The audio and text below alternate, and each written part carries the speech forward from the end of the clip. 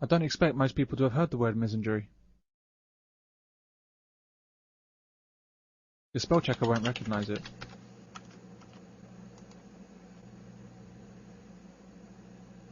The word misogyny, on the other hand, is very well known. Misandry does exist, however, and is there to be seen in media output, in the workplace, in education, in fact, in most areas of life in the Western world. Misandry tells us that men do very bad things, and they do them all the time. They rape women, they molest children, they beat their wives, they sexually harass their colleagues, they're deadbeat dads, they start wars, they can't communicate, they're controlling, they smell, they're hairy, and they don't wash. So who are these men that the media keeps informing me about? I heard they kidnap little children and drink their blood from little plastic cups that they make themselves from detergent bottles. Real live men are nothing like the depiction routinely broadcast on our televisions day after day. I mean, let's be clear here. When I'm at the cash point, I'm looking over my shoulder for men, not women. But the fact remains that the bad that men do pales in comparison with the greatness of men. When you look at the role of men at all levels of society, from leaders to street cleaners, men are fantastic examples of humanity.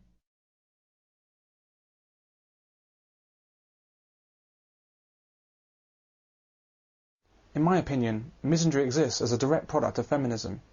The hatred of men serves a purpose for government, charities, and large-scale businesses.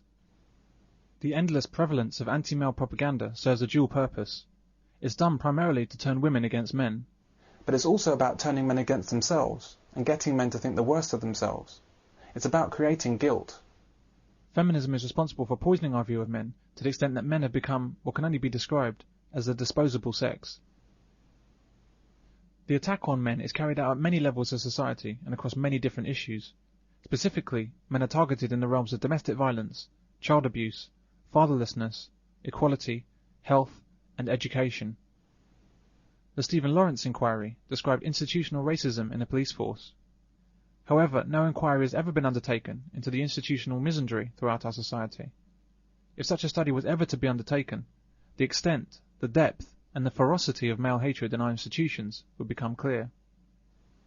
However, most men I've met are unaware of the true extent of misandry, the extent of hatred against men in Western society. It's enormous, and it's perpetrated against men from the time of their birth right up to death, which comes from men far earlier than it should. Misandry is such a normal and ordinary part of life that it's very difficult to actually know it's happening, until you try asking yourself a few questions. Why do 80 men kill themselves every week? Why are over 90% of the homeless men? Why do men die 6 years earlier than women?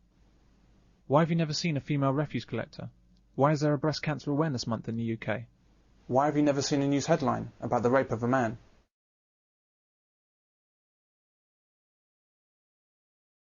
Could men become illegal? Misandry is way too big to appreciate until we take a step back. The first thing to understand is that in our society, men don't actually exist. Men simply do not exist as a group, except where they do something bad. A man from Armagh has been given a life sentence. A man's been found guilty at the Old Bailey. The man charged with the brutal murder of... A man's been charged with murdering... The same man could be responsible for 2 double murders. 5 to 6 men would rape us for hours. All the suspects are male. The man convicted of killing the former. The man accused of raping and murdering. This tragedy is man-made. Police across the country are hunting this man. There are con men and gunmen, and there are manhunts. The gunmen were branded as terrorists. 1 gunman and 2 accomplices.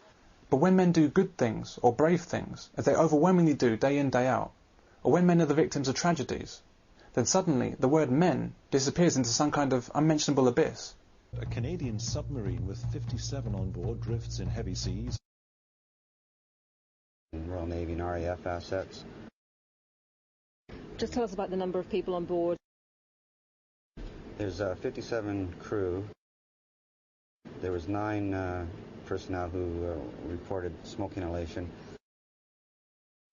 2 of concern, but none of them require a medevac from the submarine.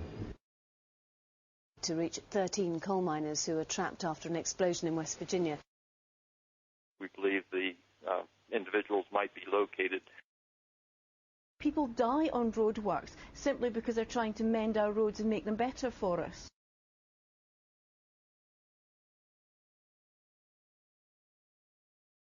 people were desperate to feed themselves and their families. The workforce were ruthlessly exploited. 112 of them died.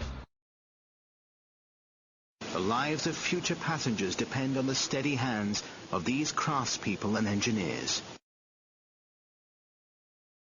2 firefighters have died after a blaze in East London. The pair were on the top floor of the building. 4 RAF crew are feared dead. None of the crew members have been found. 5 soldiers were killed. 4 bodies have been found near. Contact with the crew was lost. 5 members of the regiment were killed. 3 US soldiers died there today, but 9 others have been killed. The soldier was airlifted to Baghdad for treatment.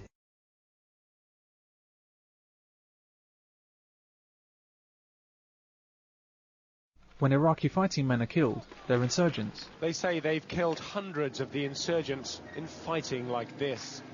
When they kidnap a woman, they're men. Mrs. Hassan was kidnapped by armed men who stopped her car. The deaths of men are deliberately suppressed behind their job titles and gender-neutral labels. Men are reduced from human beings to human doings.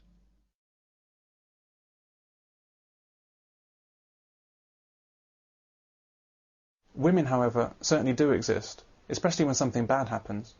Indeed, tragedies are somehow more tragic when women are affected. 3 students and a female officer among the dead. Many of those who died were passers-by, including 7 women. Hundreds of thousands, mostly women and children, are living in camps with little food and clean water. Hospital officials said women and children are among the dead. BBC has evidence of police attacking women and children. An entire trench was filled with women and children. Mostly women and children. At the roadside we saw women and children. They're being forced to flee.